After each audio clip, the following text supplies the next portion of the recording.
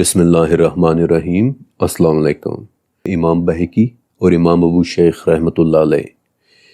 ان دونوں شیوخ نے دو مختلف صحابہ انس بن مالک رضی اللہ تعالیٰ عنہ اور ابی ابن کعب رضی اللہ تعالیٰ عنہ سے سیکھا ہے، اور یہ دونوں فرماتے ہیں کہ ایک مرتبہ خیبر کے کچھ یہودی نبی کریم صلی اللہ علیہ وسلم کے پاس آئے اور بڑے عجیب انداز میں پوچھا کہ یا ابو القاسم، اللہ نے فرشتوں کو تو حجاب کے نور سے پیدا کیا ہے، یہ ہمیں معلوم ہے۔ آدم کو گندھی ہوئی کھنکھناتی مٹی سے پیدا کیا ہے، اس کا بھی ہمیں علم ہے۔ ابلیس کو دہکتی ہوئی آگ کے شعلے سے، آسمان کو دھوئیں سے اور زمین کو پانی کی جھاگ سے پیدا کیا ہے، یہ تو ہم سب جانتے ہیں، لیکن تم یہ بتاؤ ابو القاسم کہ اللہ کو کس نے پیدا کیا ہے؟ ہمیں یہ تو بتاؤ کہ وہ اللہ دیکھنے میں کیسا ہے، ہم بھی تو جانیں کہ اس کی شکل و صورت کیسی ہے، اس کے بازو کیسے ہیں، اس کے ہاتھ کیسے ہیں، کیا وہ سونے سے بنا ہوا ہے ابو القاسم یا پھر سادہ پیتل سے؟ اس بات پر نبی کریم صلی اللہ علیہ وسلم کو بے حد غصہ آیا، اور ابن منذر کہتے ہیں کہ قریب تھا کہ اللہ کی عزت کی خاطر آپ ان یہودیوں پر حملہ کر دیتے، لیکن آپ خاموش رہے کہ اسی وقت جبرائیل علیہ السلام وہی لے کر اترے کہ یا رسول اللہ، میں اللہ کی طرف سے آپ کے ان کو دینے کے لیے جواب لے کر آیا ہوں۔ اور تب جبرائیل نے یہ آیات تلاوت کی کہ قل هو اللہ احد اللہ الصمد لم یلد ولم یولد ولم یکن لہ کفوا احد۔ کہہ دو کہ اللہ ایک ہے، اللہ بے نیاز ہے، نہ وہ کسی کی اولاد ہے اور نہ ہی کسی سے وہ پیدا ہوا ہے، کوئی اس کا ہمسر نہیں، وہ بس اکیلا ہے۔ امام بہقی اور امام ابو شیخ کے بعد امام ابن زریس رحمۃ اللہ علیہ کھڑے ہو کر کہتے ہیں کہ سبحان اللہ، اس سورہ میں توحید کے ساتھ کسی چیز کی آمیزش ہے ہی نہیں، نہ اس میں دنیا کا تذکرہ ہے اور نہ ہی اس میں آخرت کا، نہ اس میں جنت کا ذکر ہے اور نہ ہی اس میں جہنم کا، بلکہ صرف اور صرف اللہ کی بڑائی ہے۔ اس سورہ کی گونج اللہ کے عرش کے گرد گھومتی ہے، اور یہ سورہ اپنے پڑھنے والے کا نام لے کر ذکر کرتی ہے، یہاں تک کہ اللہ اس شخص کی طرف اپنی نظر کرتا ہے، اور جب وہ اس پر اپنی نظر کرتا ہے تو کوئی عذاب اس شخص کو چھو کر بھی نہیں گزر سکتا۔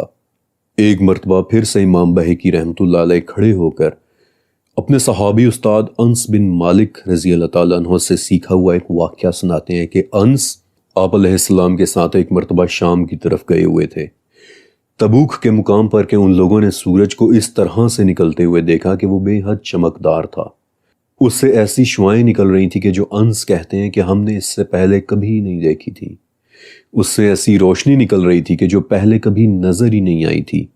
انتہائی صاف اور شفاف چمکدار شعائیں۔ اور ابھی ہم یہ دیکھ ہی رہے تھے کہ آپ علیہ السلام کے پاس جبرائیل ایک مرتبہ پھر سے تشریف لائے اور دکھ دینے والی ایک خبر دی کہ یا رسول اللہ، مدینہ میں آپ کے ساتھی معاویہ ابن معاویہ مزنی وفات پا چکے ہیں۔ اور یہ سن کر آپ علیہ السلام بہت غمگین ہوئے، اور آپ کے غم کو دیکھ کر جبرائیل نے پوچھا کہ یا رسول اللہ، کیا آپ کو یہ بات خوشی دے گی کہ میں آپ کو ان کا جنازہ دکھا دوں؟ تو اللہ کے نبی نے فرمایا کہ ہاں۔ اور ابن زریس رحمۃ اللہ علیہ روایت کرتے ہیں کہ جبرائیل نے زمین پر اپنا پر مارا تو کوئی پہاڑ ایسا نہیں تھا کہ جو اس وقت نیچے نہ ہو گیا ہو، اور کوئی گھاٹی ایسی نہیں تھی کہ جو اس وقت اوپر نہ ہو گئی ہو، حتیٰ کہ زمین مکمل طور پر ہموار ہو گئی، اور آپ علیہ السلام کو معاویہ ابن معاویہ کا جنازہ دکھائی دینے لگ گیا۔ اور کیا دیکھتے ہیں کہ جنازے کے پیچھے 12 لاکھ فرشتوں کی 2 صفیں کھڑی ہوئی ہیں۔ پھر آپ علیہ السلام نے ان کی نماز جنازہ ادا کی، اور پھر جبرائیل سے حیرانی کے ساتھ پوچھا کہ یا جبرائیل، معاویہ ابن معاویہ نے ایسا کیا کیا تھا کہ ان کے جنازے میں اس قدر فرشتے آئے تھے؟ تو جبرائیل نے فرمایا کہ یا رسول اللہ، یہ شخص اٹھتے بیٹھتے چلتے پھرتے قل هو اللہ احد کہا کرتا تھا۔ اور پھر امام ابو یعلا اور ابن انباری اپنی اپنی مصاحف میں ایک بار پھر حضرت انس رضی اللہ تعالیٰ عنہ سے روایت کرتے ہوئے بیان کرتے ہیں کہ ایک مرتبہ نبی کریم علیہ السلام نے کسی سریہ کے لیے ایک چھوٹی سی دستی کو بھیجا، یعنی کہ ایک ایسی پیٹرولنگ پارٹی کہ جو دشمن کی نقل و حرکت کا جائزہ لینے کے لیے بھیجی جا رہی ہو۔ اس پارٹی میں ایک شخص ایسا بھی تھا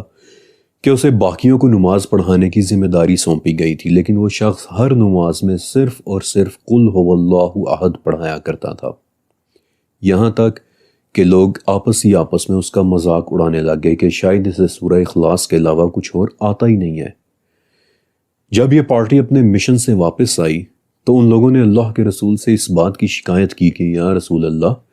ان صاحب نے تو ہمیں ہر نماز میں سورہ اخلاص پڑھائی ہے۔ تو اللہ کے نبی نے ان سے پوچھا کہ تم نے ایسا کیوں کیا؟ تو اس نے جواب دیا کہ یا رسول اللہ، پتہ نہیں کیوں،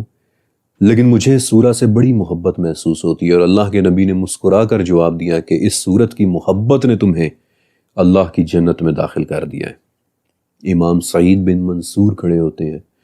اور کہتے ہیں کہ میں نے محمد بن منقدر سے سیکھا ہے کہ رسول اللہ صلی اللہ علیہ وآلہ وسلم نے ایک شخص کو دیکھا کہ وہ مسجد میں دور کھڑا بہت خوش لحانی کے ساتھ، ترتیل کے ساتھ، بہت خوبصورت آواز کے ساتھ قل هو اللہ احد پڑھ رہا ہے۔ تو اللہ کے نبی نے اسے اپنے پاس بلایا اور کہا کہ تو جو چاہتا ہے وہ اللہ سے مانگ لے، کیونکہ اب وہ تجھے قل هو اللہ کے بدلے عطا کر دیا جائے گا۔ ابن زریس سبحان اللہ کہتے ہوئے کھڑے ہوتے ہیں اور امام سعید کی بات کی تائید کرتے ہوئے فرماتے ہیں کہ میں نے اپنے اساتذہ سے یہ بھی سیکھا ہے کہ قل هو اللہ احد پڑھنے والے کے لیے جنت میں دو ایسے عظیم الشان گھر بنائے جائیں گے کہ جو جنت میں رہنے والے ہر شخص کو نظر آئیں گے۔ امام سمرقندی رحمۃ اللہ علیہ اپنے ہاتھ میں کتاب لیے کھڑے ہو کر فرماتے ہیں کہ میں نے اپنے استاد صحابی حضرت ابو ہریرہ رضی اللہ تعالیٰ عنہ سے سیکھا ہے کہ جس شخص نے گھر میں داخل ہوتے وقت قل هو اللہ احد پڑھ لیا، دھیرے دھیرے اللہ اسے اتنا مال عطا فرما دے گا کہ اس کے پڑوسیوں تک کو اس کے مال کی موجودگی محسوس ہونے لگ جائے گی اور وہ اپنے ہاتھوں سے اپنے پڑوسیوں میں بانٹنا شروع کر دے گا۔ امام طبرانی رحمۃ اللہ علیہ کھڑے ہوتے ہیں اور وہ اپنے استاد جابر ابن عبداللہ سے ملی روایت بیان کرتے ہیں